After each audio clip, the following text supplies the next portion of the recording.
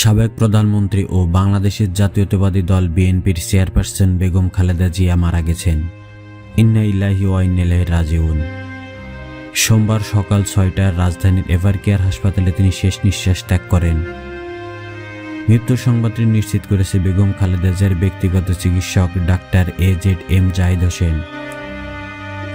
এ সময় হাসপাতালে বেগম খালেদা জিয়ার জ্যেষ্ঠ ছেলে বিএনপি ভারপ্রাপ্ত চেয়ারম্যান তারেক রহমান এবং তার বউ ডাক্তার জুবাইদা রহমান, নাতনি জাইমা রহমান, ছোট ছেলে আরাফাত রহমান কোকর, স্ত্রী শর্মিলা রহমান সিথি, ছোট ভাই শামীম মিসকান্দার, ছোট ভাইয়ের স্ত্রী, বড় বোনের সেলিনা ইসলাম সহ সকল আত্মীয় স্বজন, বিএনপি মহাসচিব মির্জা ফখরুল ইসলাম আলমগীর, বেগম খালেদা জিয়ার চিকিৎসক গঠিত মেডিকেল বোর্ডের সকল চিকিৎসকবৃন্দ উপস্থিত ছিলেন।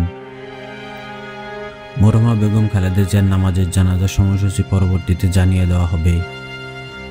দেশের রাজনীতিতে আপসের নেত্রী হিসেবে পরিচিত এই বরেণ্য রাজনীতিবিদের মৃত্যুতে জাতি এক অভিভাবক হারালো।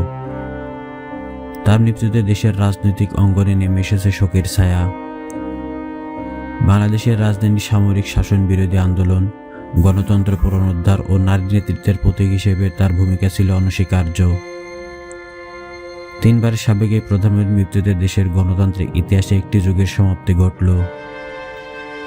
প্রিয় দর্শক, খালেদা জিয়ার সর্বশেষ আপডেট জানতে চ্যানেলটি সাবস্ক্রাইব করে আমাদের সাথেই থাকুন। আল্লাহ হাফেজ।